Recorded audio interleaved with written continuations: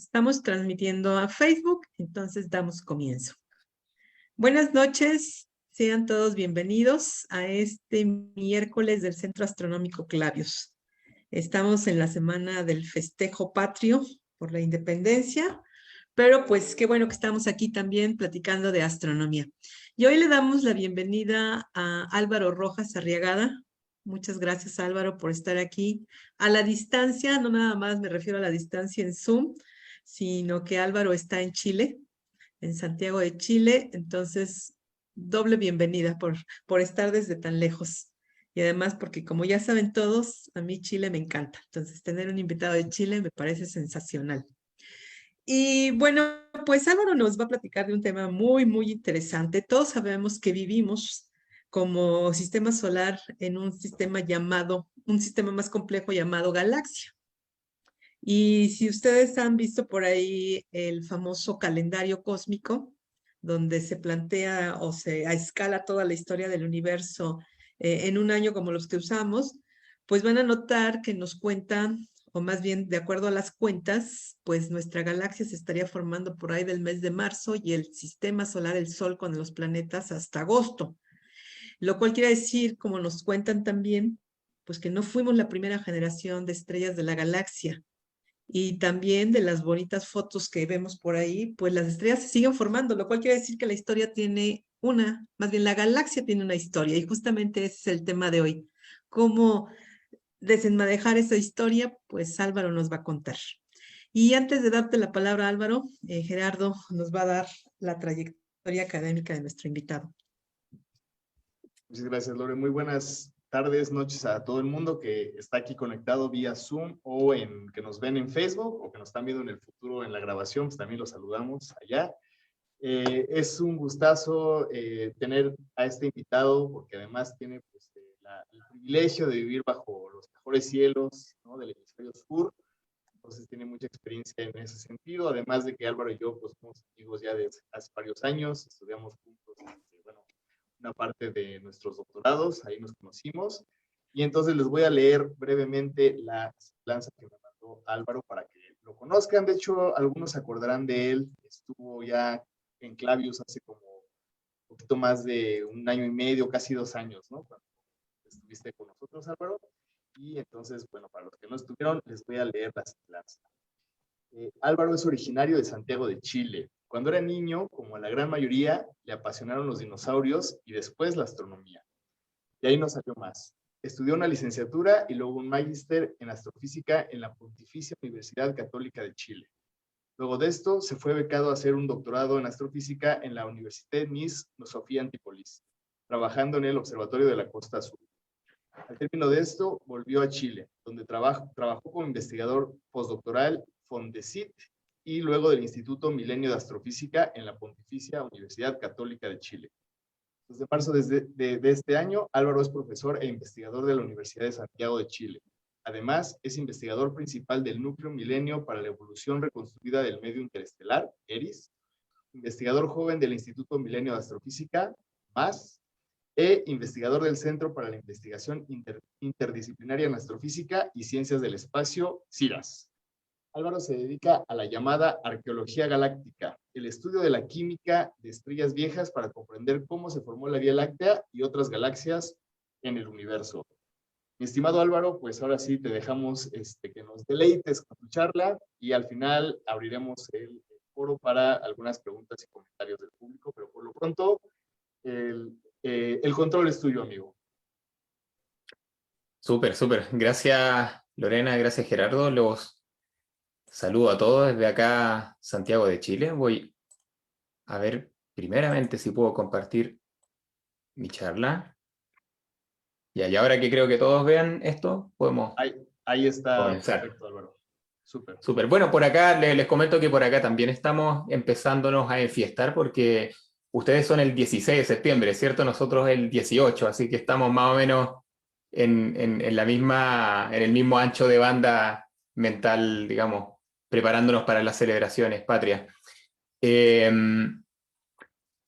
bueno, como vieron del título y están viendo aquí, lo que les quiero contar en el rato que estemos hablando, la verdad vamos a calibrar más o menos cómo de largo o corto nos sale esto, es que quiero contarles la historia o un poquito los argumentos de cómo somos capaces o cómo hemos sido capaces como astrónomos de reconstruir la historia de la Vía Láctea usando esto que yo llamo fósiles estelares. Entonces, la idea es tratar también de que lleguemos a ese punto en que les explique por qué hablo de fósiles estelares y por qué estos nos ayudarían entonces a saber cómo se formó nuestra galaxia.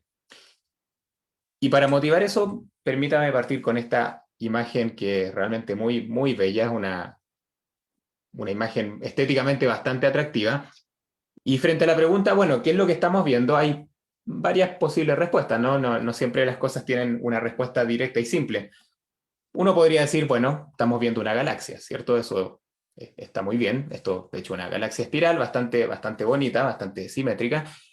Pero también podríamos decir que esto es como nosotros veríamos nuestra propia galaxia, la Vía Láctea, si es que la pudiéramos ver desde afuera, ¿cierto? Eso también es una posible descripción de esta imagen.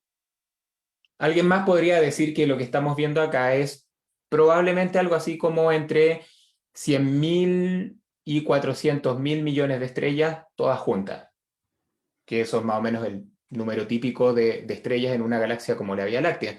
No las vemos individualmente, por cierto, en esta imagen, pero vemos una especie de nubosidad, de luz difusa, que es el producto de este montón de estrellas que viven juntas y que están juntas porque están ligadas gravitacionalmente.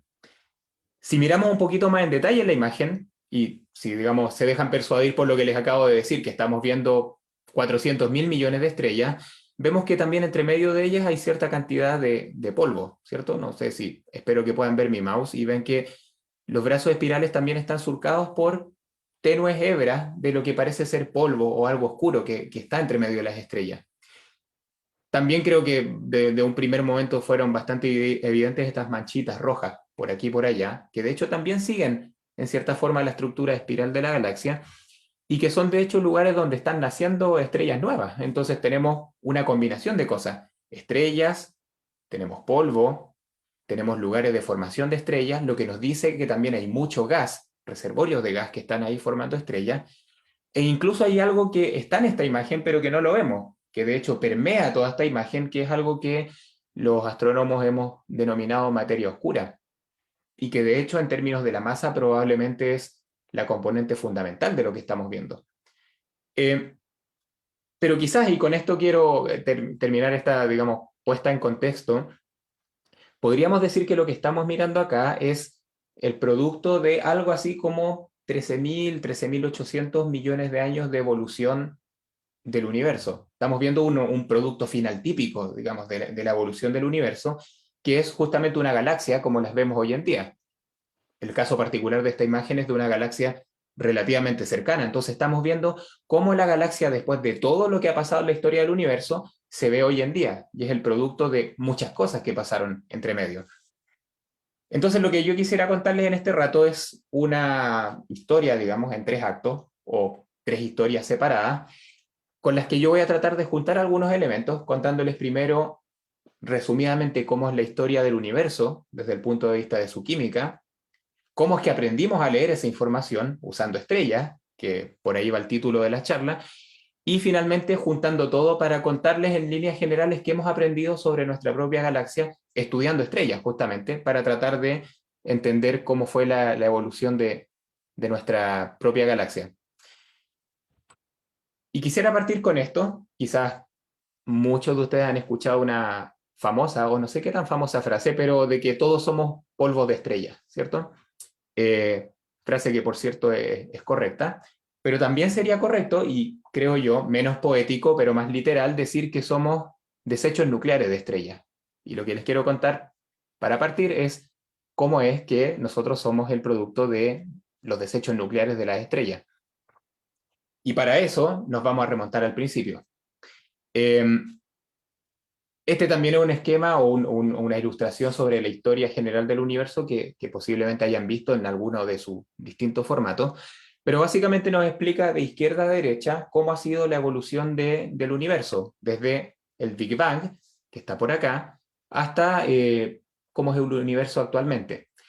Y lo que a mí me interesa es algo que sucedió acá justo después de este famoso evento, famoso, digamos, en la cultura popular llamado Big Bang, que fue el origen de todo el universo a partir de una singularidad, ¿cierto? Una singularidad que tuvo un proceso de expansión y luego comenzaron a suceder cosas en este universo que nació a partir de ese momento.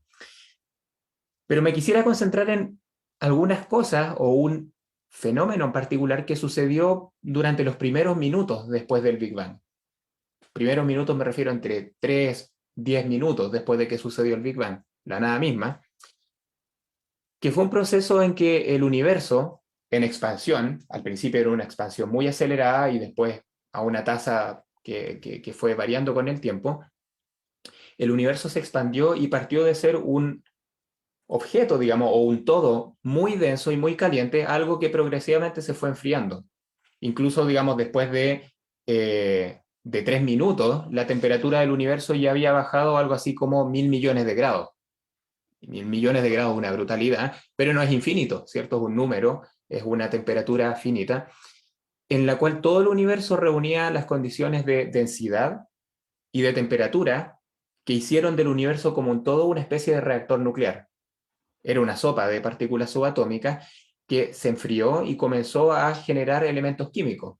Y eso es lo que nosotros llamamos nucleosíntesis primordial, que comenzó algo así como 3 minutos después del Big Bang y terminó algo así como 10, 15 minutos después del Big Bang. Fue realmente algo que pasó muy, muy al principio. Y en este proceso de nucleosíntesis de todo el universo, esta nucleosíntesis del Big Bang, se formaron elementos químicos y en particular los dos primeros de la tabla periódica. Esto que les muestro acá es una representación muy, muy deformada de la tabla periódica de los elementos químicos que hemos visto, digamos, toda la vida, salvo que aquí ven dos casillas, ¿cierto? Hidrógeno y helio y nada más. Esto es porque después de estos 10 primeros minutos del universo, la tabla periódica de los elementos en el universo era exactamente lo que ustedes están viendo, simplemente dos casillas, hidrógeno y helio, que fue todo lo que el universo pudo producir durante ese breve periodo de nucleosíntesis del Big Bang. Es decir, la composición química del universo quedó determinada, fijada después de estos pocos minutos. Y el tema es que en términos de masa, si hubiéramos podido tomar y pesar, masar, digamos, todo lo que había de materia en el universo, nos hubiéramos dado cuenta que el 75% de todo eran átomos de hidrógeno, que por cierto son súper simples, son protones solamente. Un cuarto de todo, que es lo que está acá, es helio, y una muy, muy pequeña porción, fíjese, un 0,01%, de hecho, acá alguien podría estar sacando cuentas y diciendo, bueno, esto ya suma el 100%. Es simplemente que esto es casi un 25%, del cual un muy pequeño porcentaje eran cosas un poquito más complejas como deuterio, que es un protón y un neutrón, un isótopo del hidrógeno, y helio 3, una variedad del helio. Entonces, si se fijan, incluso en términos de átomos e isótopos, básicamente todo era hidrógeno y helio. Y una parte, en 10.000 millones, de hecho esto quedó mal, debería ser 10 elevado a menos 10, una parte en 10.000 millones eran de átomos de litio, que es otro de los primeros elementos en la tabla periódica de los elementos. De esto se ve que entonces el universo básicamente emergió como un todo que tenía una composición química extremadamente simple. Y eso fue, digamos, la norma por varios millones de años hasta que surgieron las primeras estrellas. Y estas primeras estrellas surgieron en el universo más o menos después de unos 100, 400 millones de años, después del Big Bang. Es decir, hubo un periodo bastante grande en escala humana en que al universo no le pasó nada. Básicamente se siguió expandiendo, se siguió enfriando. En algún momento, después de algo así como 380.000 años, el universo se volvió eléctricamente neutro, se volvió transparente, pero, digamos, siguió siendo un lugar relativamente oscuro hasta que nacieron las primeras estrellas. Y esta primera generación de estrellas fue una generación bastante peculiar de estrellas, como lo ilustra esta, digamos, visión del artista, en que al principio nacieron estrellas extremadamente masivas. Acuérdense, el universo para entonces solo era una sopa de 75% hidrógeno, 25% helio. A partir de ese hidrógeno que era la gran mayoría de todo, comenzaron a nacer estas primeras estrellas que fueron estrellas extremadamente masivas. Digamos, si las comparamos con la masa del Sol, estamos hablando de estrellas de entre 30 hasta 100, 300 masas solares, es decir, estrellas muy, muy, muy grandes, muy masivas, y que por el mismo brillaron mucho, utilizaron su combustible muy rápido y explotaron muy pronto.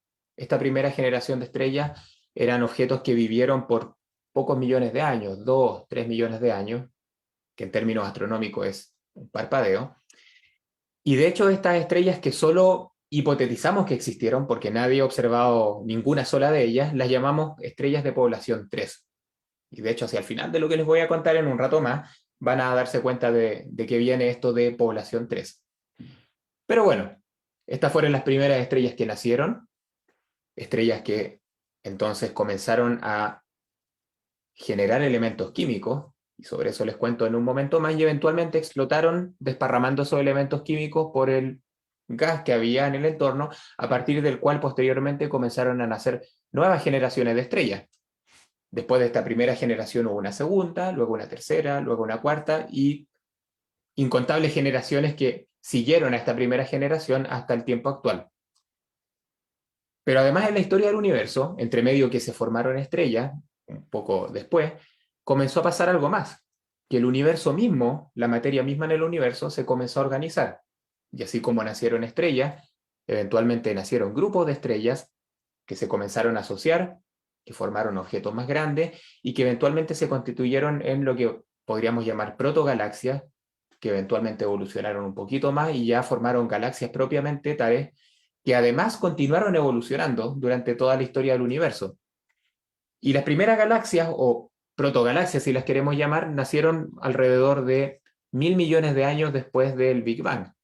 Es decir, nuevamente pasó un montón de tiempo en que se formaron las primeras estrellas hasta que se formaron los primeros sistemas más complejos que propiamente tal podríamos llamar como galaxias. E incluso si hacemos correr el video más, digamos, hacia adelante, posteriormente estas galaxias se siguieron organizando, se juntaron en lo que llamamos grupos de galaxias, distintos grupos de galaxias se juntaron y formaron lo que llamamos cúmulos de galaxias, y a su vez cúmulos de galaxias se fueron organizando, ligándose entre ellos gravitacionalmente para formar lo que llamamos supercúmulos de galaxias.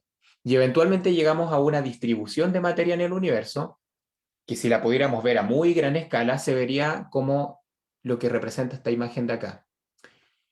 Y esto realmente no es una imagen, es el resultado o una visualización de una simulación numérica, que lo que intenta explicar es cómo se organiza la materia oscura en el universo, a la cual la materia ordinaria de la que estamos hecha todos nosotros, digamos, la sigue.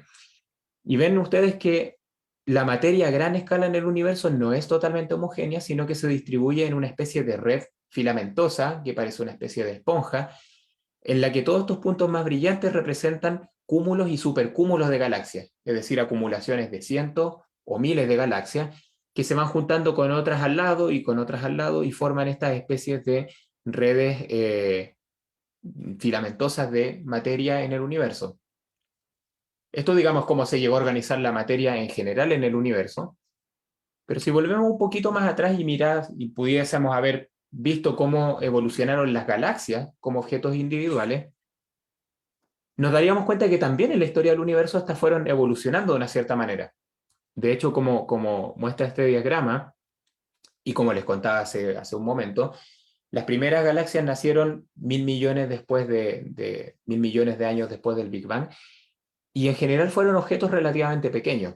Estas protogalaxias que eventualmente evolucionaron en galaxias eran objetos relativamente pequeños, no muy masivos, tenían ya la forma de las galaxias como las conocemos, pero a medida que estas galaxias interactuaban, algunas de ellas fueron interactuando mucho, digamos, y se terminaron fusionando. Por ejemplo, estas dos acá se fusionaron y generaron una galaxia un poquito más grande que se terminó reorganizando y pareciéndose nuevamente a una galaxia, la cual quizás más adelante se fusionó con otra galaxia que andaba por ahí, pequeñita, y ya formaron un sistema más grande. El que si seguimos la línea temporal, eventualmente, algún tiempo después, se encontró y se fusionó con otra galaxia para formar un sistema aún más grande, y así podemos seguir esta red, digamos, de acreciones o ensamblaje jerárquico que fueron formando galaxias cada vez más grandes a partir de estas galaxias iniciales que eran más pequeñas. Esto que les muestro acá es la forma en que las galaxias en general fueron evolucionando en la historia del universo. Y en cierto sentido, esto también es lo que le pasó a nuestra propia galaxia. La Vía Láctea también es un resultado de varios encuentros gravitacionales entre galaxias más pequeñas en el pasado que terminaron fundiéndose y dando origen a nuestra galaxia, así como a cualquier otra galaxia que vemos alrededor de nosotros. Pero entre medio, y de hecho, así como les hablé recién de galaxias, ahora podríamos hablar de las estrellas también siguieron haciendo cosas y han hecho cosas importantes a través de la historia del universo. Y para ilustrar esto, de hecho, les estoy mostrando una pintura. Podría parecer raro porque les muestro esta pintura, pero voy a tratar de que se revele rápidamente el misterio. Esta es una pintura de Pieter Bruegel el Joven, que se inspiró a la vez en una estampa que había hecho su padre, y la pintura lleva por título El Alquimista. Y quizá vale la pena detenerse un poquito en esto porque es toda una crítica que hace Pieter Bruegel a la alquimia en general, en donde se ve a un padre de familia bastante esmerado, haciendo experimentos ahí muy concentrados para tratar de quizás producir oro a partir de materiales ordinarios, mientras que su mujer, ven aquí, nos muestra que está bastante corta de dinero, casi reclamando con una cara de ¿dónde está el dinero en esta casa? Bueno, el dinero estaba aquí en este laboratorio alquímico del padre, mientras que los niños jugaban en la alacena buscando comida, no la encontraban, de hecho ahí uno de ellos se terminó colocando la olla, digamos, en la cabeza, y vemos que toda esta situación entre media ridícula, entre media penosa, en que Pieter Bruegel nos quiere decir que realmente este padre de familia está en una empresa que es imposible, que está gastando su dinero en algo que no es posible hacer, finalmente conlleva lo que vemos en la ventana, que finalmente este mismo padre de familia con su esposa están llevando a los hijos a un orfanato, digamos a un hospicio para pobres, porque eventualmente llegaron a la bancarrota. Y la familia, según esta pintura, llegó a la bancarrota porque intentaron hacer algo que es la alquimia, que es tomar elementos ordinarios y transformarlos en oro. Sabemos que esto no es posible, lo descubrió eventualmente el nacimiento de la química como disciplina científica, pero sin embargo las estrellas a través de la historia del universo sí que han hecho alquimia. Y la alquimia la hacen justamente por cómo funcionan las estrellas. Aquí en este pequeño diagrama les estoy mostrando una cosa que es un poco secundaria, que es que las estrellas viven y que eventualmente mueren de maneras distintas según qué tan masivas son. Pero lo que tienen en común todas ellas es que producen elementos químicos en sus interiores. Y esto lo hacen del siguiente modo. Para que una estrella pueda funcionar, tiene que brillar, ¿cierto? Tiene que generar energía. Y esa energía en el corazón, en el núcleo de cada estrella, se genera por algo que se llama fusión nuclear. Básicamente tomar elementos más ligeros, fusionarlo, y en el proceso generar energía por un lado y generar ciertas cenizas, ciertos átomos remanentes que normalmente son átomos que van cada vez más complejos. En una estrella masiva como esta de acá, una estrella muy brillante, muy azul, digamos estrella de más de 8, 10, 15 veces la masa del Sol, lo primero que hace la estrella cuando nace es fusionar átomos de hidrógeno, estos átomos que son los más abundantes en el universo, y produce energía, pero como ceniza genera helio. En algún momento el hidrógeno a esta estrella se le acaba. ¿Y qué hace? La estrella sufre algunos cambios y comienza a utilizar el helio como combustible. Y entonces usa el helio en fusión nuclear para producir energía y como producto comienza a producir carbono y oxígeno. Los que cuando se le acaba el helio comienzan a ser utilizados como combustible nuclear. Ahora el carbono y el oxígeno son utilizados como combustible nuclear que vía fusión generan energía y generan neón. Cuando se le acaba el oxígeno, ocupa el neón. Cuando se le acaba el neón, ocupa magnesio, que fue generado por el neón anteriormente, Y así sucesivamente, cada vez la estrella va produciendo elementos más pesados hasta que del magnesio produce silicio y del silicio produce hierro. Pero cuando la estrella ya se quiere poner a fusionar hierro, sucede que la naturaleza le ha puesto una barrera, que es el hecho de que el hierro es el elemento más estable en la naturaleza. Lo que significa que cuando la estrella intenta comprimirse, calentarse más para poder hacer fusión nuclear de hierro, se encuentra con el problema de que el hierro no se puede fusionar sin que le inyecten energía y por lo tanto la estrella colapsa, súbitamente se queda sin combustible, se derrumba sobre sí misma, explota y genera una gran explosión que los astrónomos llamamos supernova tipo 2.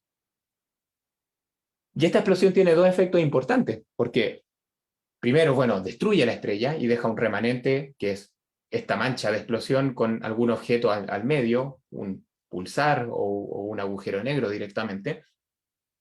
Pero la explosión tiene el efecto de desparramar el material que antes fue sintetizado en la estrella. Fíjense que, como les contaba antes, la estrella efectivamente estaba haciendo alquimia.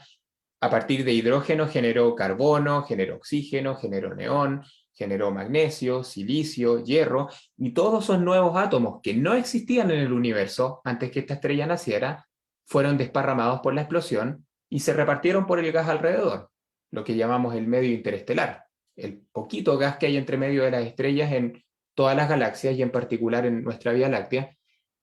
Y eso significa que una segunda generación de estrellas que nazca a partir de ese gas ya van a ser con una composición química que está renovada, ¿cierto? Porque fue contaminada por los resultados de la fusión nuclear de la generación anterior.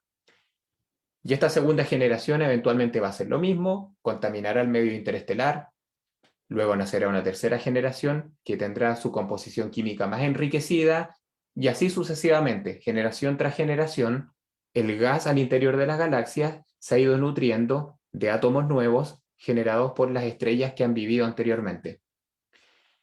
Esto es fundamentalmente lo que pasa con las estrellas masivas, pero cuando nos fijamos en una estrella como el Sol, que vive bastante tiempo más, algo así como 10.000 millones de años típicamente, o más incluso, son estrellas que terminan su vida de manera un poquito más tranquila. Sencillamente la estrella se va apagando lentamente y en el proceso pulsa y expulsa sus capas externas y se forma lo que llamamos una nebulosa planetaria, que es este objeto que ven ustedes acá, en que al medio queda un objeto muy pequeño, el núcleo de la estrella que está muriendo, que es una enana blanca, y el resto del gas se desparrama tranquilamente, pero llevándose también los elementos químicos que haya podido generar esta estrella durante su vida.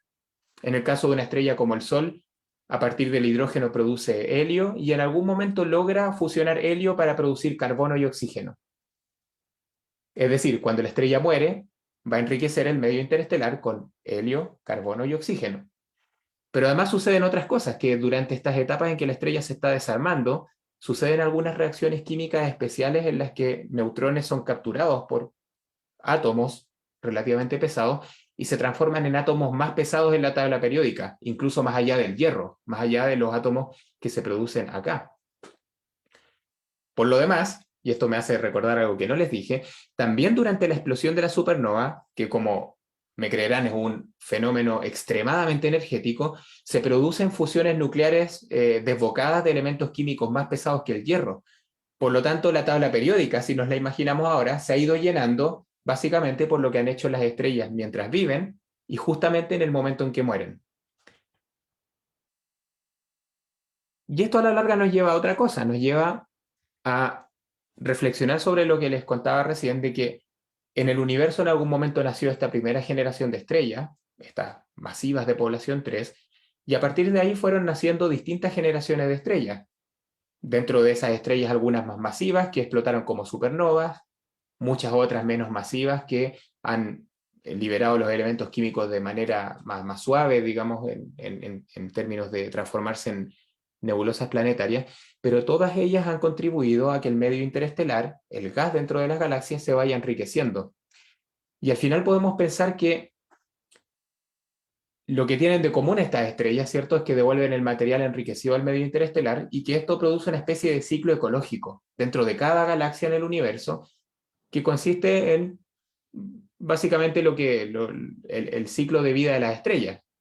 ¿cierto? Nacen estrellas a partir de hidrógeno.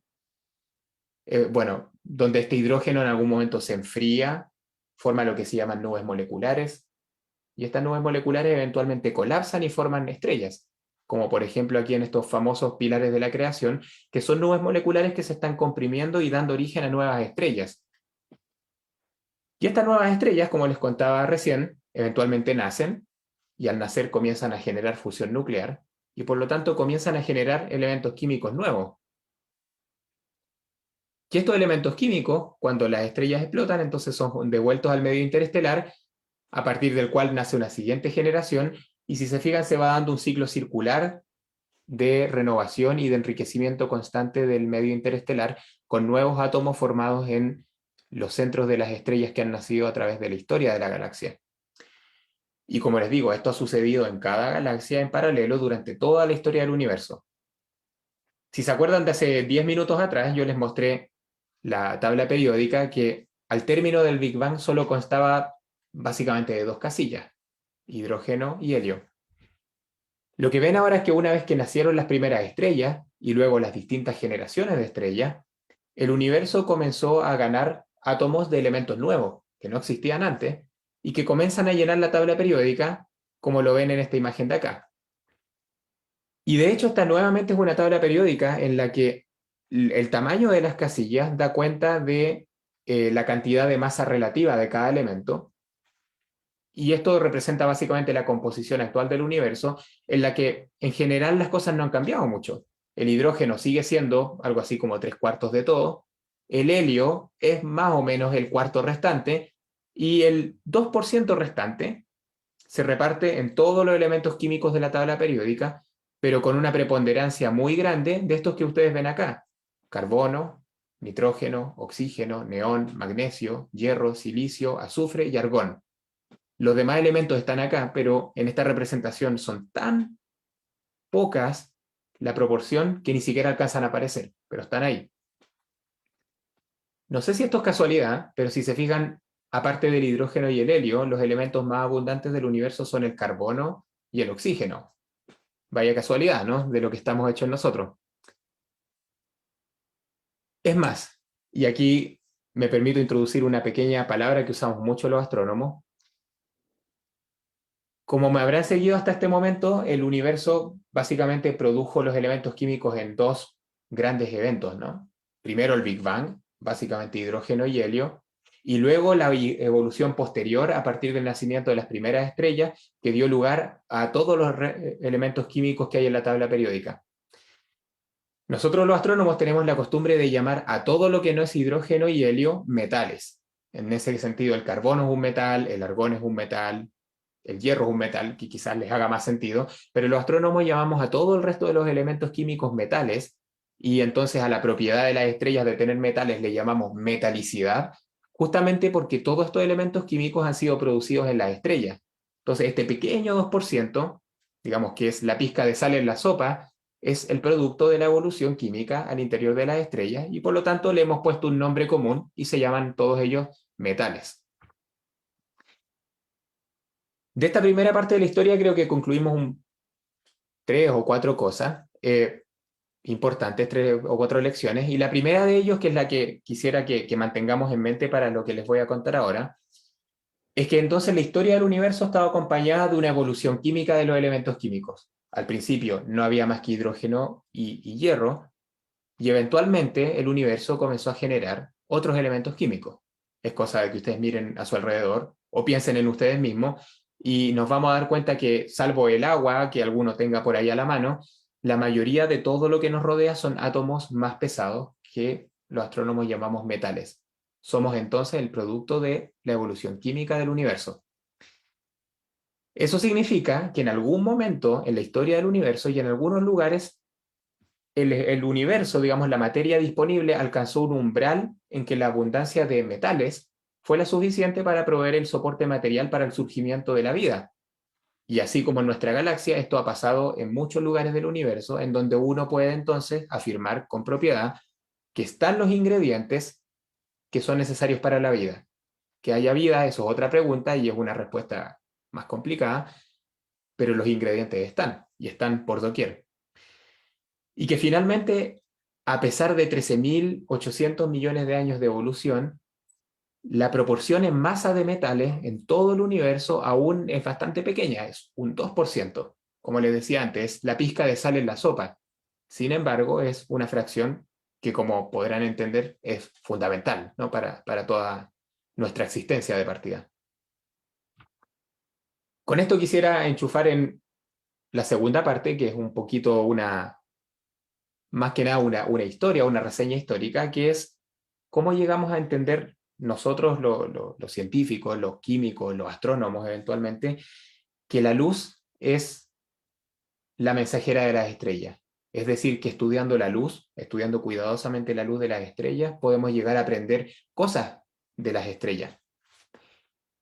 Quizás a priori, si uno lo piensa, no es algo obvio, ¿cierto? Uno y la humanidad entera ha tenido la experiencia de observar la luz de las estrellas, de observar la luz que reflejan del Sol los planetas, el Sol mismo, pero todo eso nos parece que es simplemente luz que llega hasta nuestros ojos, con la que podemos saber que las estrellas están en tal posición, con la que podemos ver que los planetas se mueven de cierta manera, etcétera, pero que mucho más quizás no nos pueda decir, es simplemente luz que nos llega. Y de hecho hubo un filósofo en el siglo XIX que de manera, diría yo, bastante razonable afirmó que efectivamente era muy difícil que nosotros como humanos, como científicos, como seres con ganas de conocer las cosas, pudiéramos eventualmente llegar a conocer, por ejemplo, la composición química de las estrellas. El razonamiento es que simplemente no íbamos a ser capaces nunca de ir y tomar una cucharada de material, por ejemplo. Tomar una cucharada y examinarla y ver de qué están hechas las estrellas. Entonces este señor que ven aquí en la imagen, llamado Auguste Comte, un filósofo representante de la filosofía positivista, él escribió en un libro, un curso de filosofía, el párrafo que está acá, que de hecho se los leo, y de hecho lo usa como ejemplo de cosas que el hombre no puede hacer. Y él dice lo siguiente, o escribió lo siguiente: concebimos la posibilidad de determinar sus formas, estaba hablando de las estrellas, ¿cierto? Sus distancias, sus tamaños y sus movimientos, mientras que jamás sabremos estudiar por ningún medio su composición química o su estructura mineralógica, ni más aún la naturaleza de cualquier ser organizado que viva en su superficie. Incluso más adelante, algunos párrafos después, él insiste que, dice, insisto en la opinión que cualquier noción de las temperaturas medias de las estrellas nos estará por siempre oculta. Ya en esta época los astrónomos sabían que incluso las distancias que medían entre los planetas eran del orden de millones de kilómetros. Por lo tanto, esto era algo bastante razonable y sin embargo fue desmentido dentro de los 30, 40 años que siguieron a la afirmación que hizo este filósofo. Pero para contarles cómo sucedió eso, déjenme devolver un poquito para hablar de este personaje que, como ustedes saben, muchas veces las cosas en física se remiten a él, ¿no? Que es Isaac Newton. Este es un experimento del que creo que muchos hemos escuchado incluso en la escuela, que nos dice que en algún momento Newton, intentando estudiar la naturaleza de la luz, descompuso la luz, digamos, se encerró en una habitación oscura, hizo un agujero en una pared y dejó pasar un pequeño haz de luz que hizo pasar a través de un prisma, algo como lo que les muestro acá, un pequeño objeto, digamos, triangular, pequeño poliedro, digamos, triangular, con el que Newton descompuso la luz en sus distintos colores. La discusión en esta época tenía que ver con la naturaleza de la luz, y de hecho, el descomponer la luz usando un prisma ya era algo conocido. Esto, digamos, no fue novedad que Newton lo hiciera.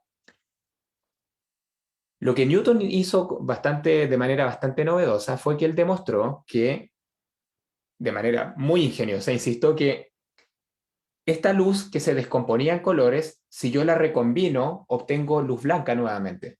Lo que hizo él fue descomponer la luz con un prisma, como se ve acá, pero después poner lentes con las que él volvió a enfocar la luz en un solo punto y se dio cuenta que estos colores se recombinaban y formaban nuevamente luz blanca.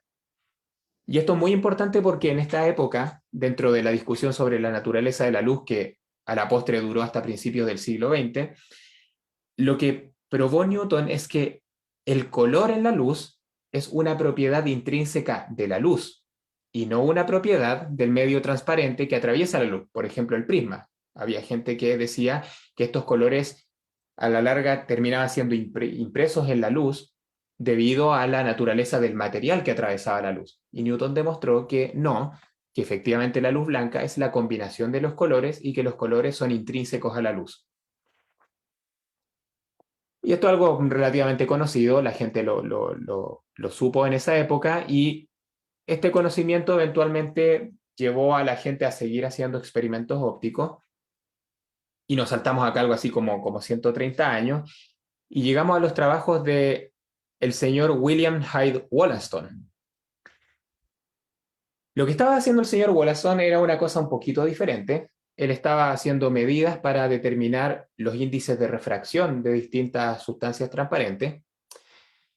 Y al hacer estos experimentos, él se dio cuenta que cuando descomponía la luz, usando una pequeña rendija por la que dejaba pasar luz y la hacía pasar a través de un prisma, como el que les mostré recién, no solo él descomponía la luz en colores, sino que él notó que entre medio de los colores habían algunas pocas, pero bien notables, líneas oscuras, en donde él no veía ningún color, sino oscuro. De hecho, él describe en este párrafo que le puse acá, que es del artículo que él publicó en 1802, donde él explica, y traduzco más o menos de manera libre, que él hizo pasar unas de luz a través de una pequeña rendija, de una slit, una rendija de un veinteavo de una pulgada, y que le hizo pasar a través de un prisma de un tipo de cristal llamado flint, y que entonces este haz de luz se separó en los siguientes 4 colores, él dice. Se separó en luz roja, amarillenta, verde, azul y violeta, en las proporciones que él dibujó en esta figura, que de hecho es una figura dibujada por él mismo, y en donde representó estas pequeñas líneas oscuras. Lo que él estaba haciendo, como les comentaba antes, era medir índices de refracción. De hecho, esta observación él la hace más o menos hacia el final del artículo, pero no le da mucha más importancia, quedó casi en el olvido, o podría haber quedado en el olvido si no hubiera llegado este otro caballero llamado Joseph von Fraunhofer, que haciendo algo parecido llegó a un resultado similar pero más detallado. Lo que hacía Fraunhofer, él se dedicaba a fabricar instrumentos, era un fabricante de ópticas muy, muy precisas. De hecho, llegó a ser uno de los fabricantes más famosos de Europa de óptica. Y en este esfuerzo por fabricar ópticas de mejor calidad, él se dio cuenta que cuando hacía pasar la luz de una llama, de un fuego, a través de un prisma, él encontraba una pequeña línea muy pronunciada de color amarillo. Digamos, la luz del fuego era efectivamente, fundamentalmente luz amarilla. En algún momento él se le ocurrió hacer pasar, como lo había hecho Newton y como lo había hecho Wollaston, se le ocurrió hacer pasar luz solar a través de un prisma. Una rendija, nuevamente, y un prisma. Y como sus ópticas eran de mejor calidad, él logró desparramar mucho más la luz de lo que había hecho Newton y mucho más de lo que había hecho Wollaston. Y se dio cuenta que no eran 4, 5 o 6 líneas oscuras, sino cientos de líneas oscuras las que se intercalaban de manera bastante fina entre medio de los colores de este arco iris que se formaba al separar la luz solar. De hecho, él contó alrededor de 570 líneas que las fue, digamos, monitoreando, las registró, y de hecho esto es un diagrama que hizo él, en donde efectivamente vemos que entre medio del gradiente de colores que se producía al descomponer la luz solar, aparecían todo este montón de líneas oscuras que siempre estaban en los mismos lugares. Y él entonces las catalogó, estas 570 y tantas líneas que él descubrió, y les comenzó a poner letras en donde las más prominentes recibieron letras, digamos, con nombres en mayúscula, y algunas de las más pequeñas simplemente no fueron etiquetadas, pero fueron reportadas como existentes entre medio de los distintos colores. De hecho, en este diagrama él también hace una pequeña curva donde muestra la intensidad con la que él percibía al ojo que los distintos colores estaban representados, y él se dio cuenta que efectivamente la luz solar era fundamentalmente una mezcla de colores amarillos, fíjese que aquí está el máximo, amarillos, verdosos, y los otros colores contribuyen un poco, pero no son la mayoría. Todos ellos surcados por estas pequeñas líneas oscuras que aparecían entre medio de los colores. Si nos saltamos algunos años después, hacia algo así como principios de los años 1850, nos encontramos con que en paralelo los químicos estaban haciendo otro tipo de experimentos. En particular estos dos señores que les muestro acá, Kirchhoff y Bunsen. Y lo que estaban haciendo los químicos por esta época era algo muy parecido a lo que hacía Fraunhofer, pero en vez de hacer pasar la luz del sol a través de una rendija y luego de un prisma, estaban haciendo experimentos con química. Estaban tomando distintos elementos químicos y los calentaban y vaporizaban al rociarlos, digamos, o calentarlos encima de una llama. De hecho, quizás algunos ya hayan adivinado que este mechero se llama mechero Bunsen, en honor al señor Bunsen, acá a la derecha. Y entonces lo que habían descubierto los químicos es lo siguiente, que cada vez que tomaban una sustancia, la calentaban, la vaporizaban y hacían pasar esa luz a través de un sistema de una rendijita y un prisma, obtenían un espectro, es decir, obtenían nuevamente la luz descompuesta en sus colores, pero que a diferencia de la luz del sol, solamente habían pequeñas líneas espectrales, así se comenzaron a llamar en esa época, pequeñas porciones de color en donde esta luz se descomponía. Si se fijan, salvo esta línea o esta porción de luz de color violeta, de color más azul y de color más verde, amarillo, etc., el resto del rango de colores estaba vacío. Un elemento químico no producía necesariamente un continuo de colores como la luz solar, sino que fotones o luz de colores muy discretos, y que de hecho los químicos se fueron dando cuenta que cuando cambiaban la sustancia que incineraban, este patrón de líneas también cambiaba. Ponían un tercer elemento químico digamos, en calentado y incinerado, y este patrón de líneas volvía a cambiar. Al hacer experimentos, la gente se dio cuenta que cada elemento químico estaba asociado a un patrón muy específico de colores que eran posibles de recuperar cuando se descomponía la luz con un prisma. Y eso es lo que se venía haciendo desde principios de los años 1850, hasta que llegamos justamente a los experimentos más cruciales que hicieron estos dos caballeros, el señor Kirchhoff, que ven en esta imagen a la izquierda, y Bunsen a la derecha, donde Kirchhoff era un físico, acá, y Bunsen un químico que trabajaban en Heidelberg, comenzaron a trabajar juntos específicamente en este tipo de proyectos, y usaban aparatitos como estos que se habían inventado ya en esta época, de hecho, en parte gracias al trabajo de Fraunhofer, que se llamaban espectroscopios, que era justamente hacer esto que les mostraba acá en este diagrama simplificado, de manera más precisa, incinerar y poner en incandescencia distintos elementos químicos y observar estos patrones de línea y anotarlos, porque rápidamente se dieron cuenta que eran una especie de huella dactilar de cada elemento químico que ellos iban aislando en su laboratorio.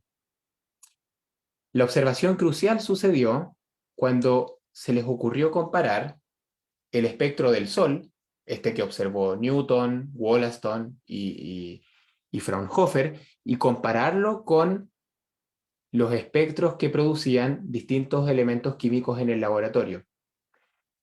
Y al hacer esto se encontraron con una sorpresa y un resultado que fue crucial en toda esta historia. Si ustedes observan acá, tenemos nuevamente el espectro del Sol en donde la luz se descompone y tal como observó Fraunhofer, aparecían estas líneas oscuras en las que al parecer no nos llega luz de este color bien preciso, tampoco luz de este color bien preciso, pero el resto de los colores nos llegan bastante surtidos, ¿cierto?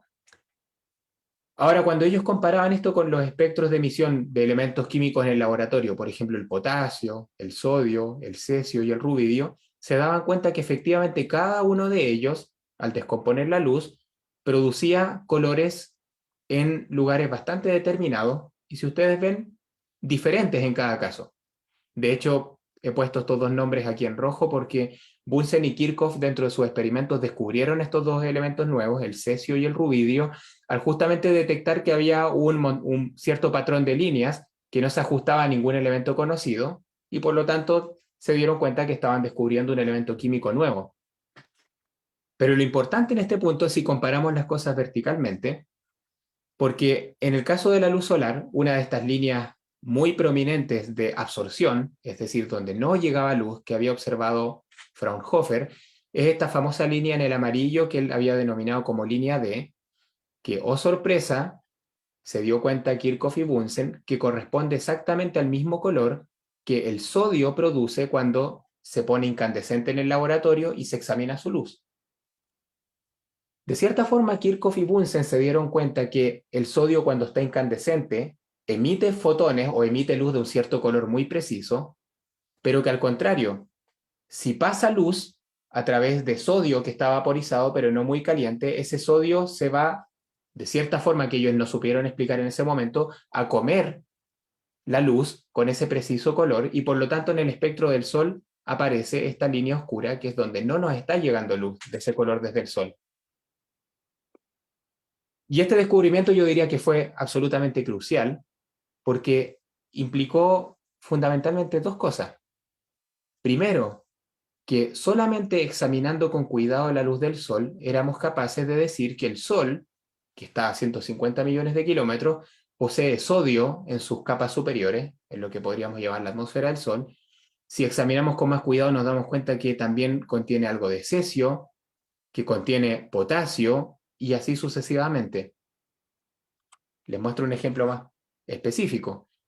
Este es un espectro solar, aquí ya se ve en blanco y negro, pero que es de una región del color azul que está muy, muy, muy estirada y en donde vemos que mientras más estiramos la luz, más de estas líneas espectrales aparecen, es decir, más colores específicos en los que no nos llega luz del Sol. Y si comparamos esta porción del espectro del Sol con el espectro del hierro vaporizado y comparamos, nos damos cuenta que aquí justo donde desde el Sol no nos llega luz, el hierro produce luz cuando es incinerado. Y si ustedes comparan esta especie de código de barras, podemos inferir que el Sol contiene hierro. Y esto fue fundamental porque junto con establecer que cada elemento químico tiene una especie de huella dactilar o un código de barras, que creo que parece incluso una comparación más apropiada, significa que si yo tomo la luz del Sol o tomo la luz de una estrella, voy a ser capaz de saber cuál es su composición química. Y fíjense, esto fue en 1859, algo así como 30 años después de que Auguste Comte había dicho que el hombre nunca iba a saber la composición química de las estrellas. Por lo tanto, y con esto cierro esta segunda parte de mi historia, efectivamente los científicos descubrimos hacia mitad del siglo XIX que estudiando cuidadosamente la luz de las estrellas podemos conocer de qué están hechas. Una cosa fundamental en ciencia. Pero en segundo lugar, y creo que esto a principio se nos puede escapar, pero es algo incluso yo diría más capital en la historia de la ciencia, quedó demostrado que la química del universo es una sola. Recuérdense que desde la Grecia clásica nos costó incluso sacarnos la idea de que las leyes físicas, digamos, mecánicas del universo eran distintas de las de la Tierra, y eso Newton terminó, digamos, de revelárnoslo, pero luego descubrimos hacia mitad del siglo XIX que no solo la física es la misma en el universo, sino también la química. Y esto fue un hito tan importante que de hecho marca el comienzo de la astrofísica como disciplina científica, porque descubrimos que analizando la luz con cuidado podemos saber no solo la composición química de los objetos que observamos, sino también sus propiedades físicas. Con el tiempo descubrimos que podemos medir su temperatura, que podemos medir qué tan grandes son, qué tan fuerte es el campo gravitacional en su superficie. Podemos incluso saber a qué velocidad se mueven con respecto a nosotros, y todo eso descubierto analizando los espectros de las estrellas. Y eso nos lleva a esta última parte con la que voy a ir cerrando esta historia, que es el hecho de que gracias al nacimiento de la astrofísica, con el pasar del tiempo nos dimos cuenta que podíamos leer en las estrellas la historia de nuestra propia galaxia. Y eso nos lleva quizás de vuelta a hablar brevemente de las estrellas, porque antes lo dije la pasada y ahora se los cuento específicamente, que las estrellas viven, es decir, todo lo que le sucede a una estrella va muy en directa relación a qué tan masiva es una estrella. Y de hecho, por ejemplo, sabemos que estrellas como el Sol, que los astrónomos llamamos estrellas de baja masa, son estrellas que brillan relativamente poco. A nosotros nos parece que el Sol brilla mucho, pero en realidad brilla de una manera relativamente discreta, y que por lo mismo viven bastante, y estamos hablando del orden de miles de millones de años. Por ejemplo, el Sol, sabemos que su periodo de vida va a ser de 9.800 millones de años. Vamos más o menos en la mitad. Estrellas menos masivas que el Sol pueden vivir por 10.000, 12.000, 14.000 millones de años. Pero por el contrario, las estrellas más masivas brillan mucho porque tienen que soportar un peso mucho más grande, por lo tanto queman mucho más rápido su combustible, a pesar de ser más masivas, que uno podría decir tienen más combustible, pero lo queman tan rápido que finalmente viven mucho menos que las estrellas como el Sol, del orden de millones de años. Por ejemplo, una estrella de 25 veces más masiva que el Sol vive solamente algo así como 7 millones de años, que quizás nos parezca mucho, pero comparado incluso con la historia geológica de la Tierra, es un abrir y cerrar de ojos.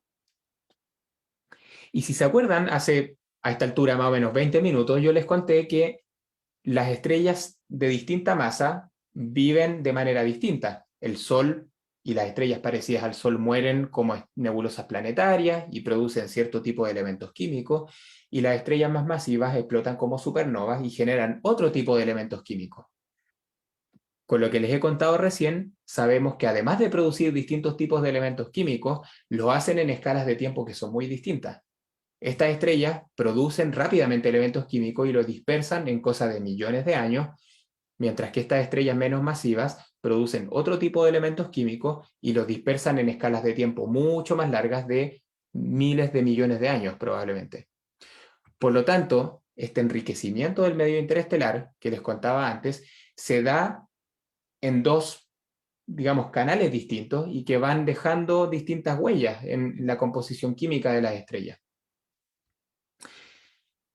De hecho, hay una segunda cosa, y esta es la que nos importa a astrónomos como yo que nos dedicamos a estudiar estas estrellas, y es que, pongámoslo de este modo, afortunadamente, la gran mayoría de las estrellas en el universo son estrellas de baja masa. Si hacemos una demografía de las estrellas en el universo según su masa, la gran mayoría son estrellas como el Sol o menos masivas que el Sol. Es decir, estrellas que desde el momento de su nacimiento van a vivir por 10.000, 12.000, 14.000 millones de años. Si se fijan en esto, hay algo que es bastante sutil, pero que es lo que nos permite reconstruir la historia de nuestra galaxia, que es el siguiente hecho. Imagínense el Sol, que nació hace 5.000 millones de años.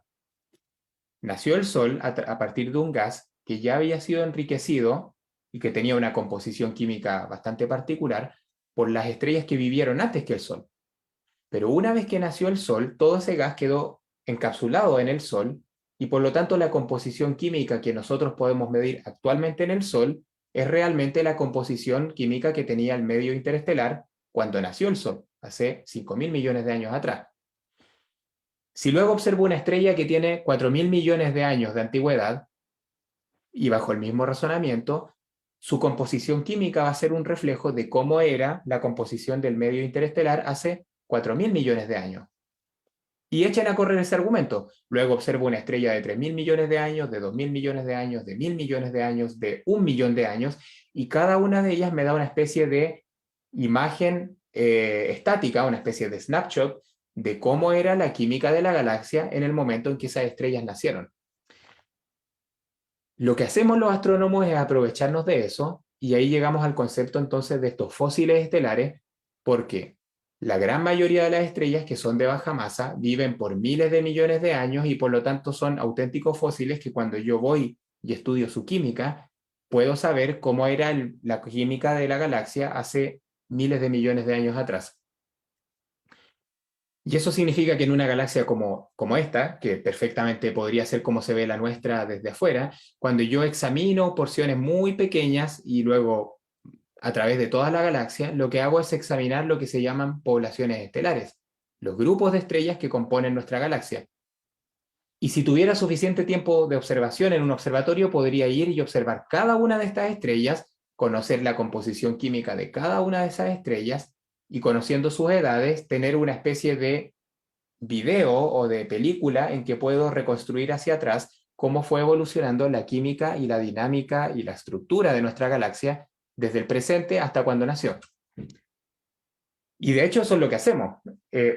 Y lo hacemos haciendo observaciones de nuestra galaxia que en el cielo se ve como en esta imagen de acá, ¿cierto?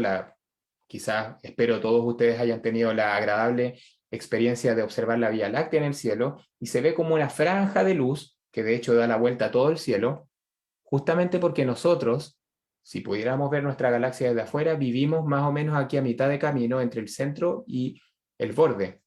Esta región la llamamos el bulbo de la galaxia, y todo esto se llama el disco de la galaxia, y es efectivamente una estructura bastante plana, como si fuera una pizza, digamos.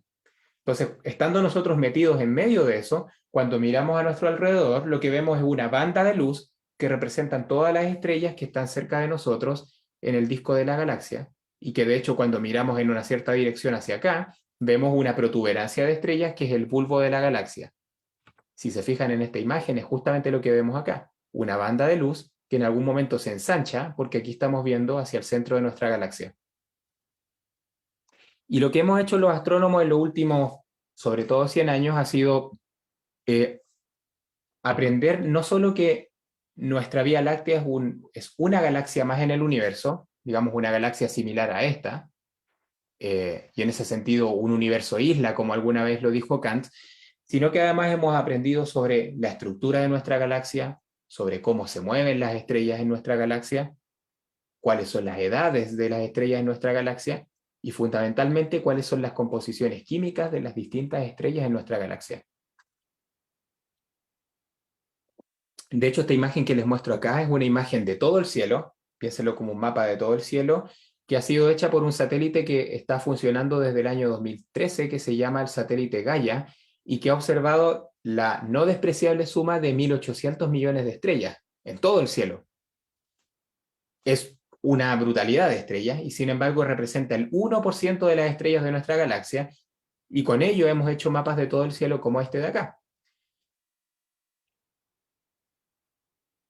Y para ir terminando, quisiera quizás resumirles o contarles un poquito por encima, bueno, qué tipo de cosas hemos aprendido sobre la Vía Láctea estudiando cientos y eventualmente miles de estrellas en nuestra galaxia.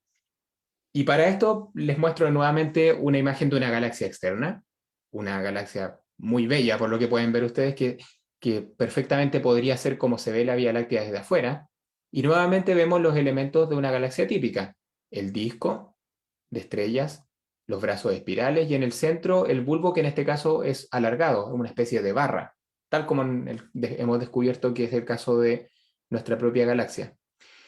Y estudiando estas estrellas, estos fósiles de nuestra galaxia, hemos aprendido que la galaxia está fundamentalmente constituida de dos poblaciones de estrellas, dos tipos de estrellas típicas. Un tipo de estrellas llamadas población 1, que son estrellas que fundamentalmente viven en el disco, en esta región de la galaxia donde están los brazos espirales, y que son estrellas que en general viven rotando tranquilamente en torno al centro de la galaxia. Son estrellas ricas en metales, y ahora sabemos lo que son los metales, ¿sí? Todos estos elementos químicos que han producido las estrellas a través de múltiples generaciones, y en general son relativamente jóvenes, aunque pueden ser tan viejas como 6.000 millones de años, 8.000 millones de años, pero en comparación con estas otras estrellas de acá son bastante jóvenes. Y estas otras estrellas, las que están fundamentalmente recluidas en el centro de la galaxia y muy difusamente en torno a la galaxia, son las que se han llamado estrellas de población 2, que son estrellas que se mueven de manera bastante desordenada, porque son estrellas que se formaron cuando la galaxia se estaba formando. Son galaxias pobres en metales, porque nacieron cuando el universo o cuando nuestra galaxia era muy joven, es decir, con pocos elementos químicos, y son muy viejas. Y quizás ahora se acordaron de que al principio les conté sobre estas estrellas de población 3, que serían estas estrellas que no tienen metales y que vivieron y murieron muy rápidamente en la historia del universo, y que por lo tanto no las encontramos, o creemos que no pueden ser encontradas en una galaxia como la nuestra, porque solo vivieron hace 13.000 millones de años, actualmente no habría ninguna viva entre, digamos, las estrellas de nuestra galaxia. Y en ese sentido hemos aprendido algo súper importante, que es que una galaxia como la nuestra se forma y se formó desde adentro hacia afuera, es decir, las estrellas que se formaron primero estaban aquí al medio y luego progresivamente se formaron estrellas hacia afuera, y que por lo mismo las estrellas más viejas viven al medio y las más jóvenes viven un poquito hacia afuera. Por eso que en el caso del Sol, que está aquí como a medio camino entre el centro y el borde de este disco de estrellas, es una estrella relativamente joven en términos de la historia del universo, que solo tiene 5.000 millones de años, porque vivimos en esta región de nuestra galaxia en donde las estrellas son relativamente jóvenes.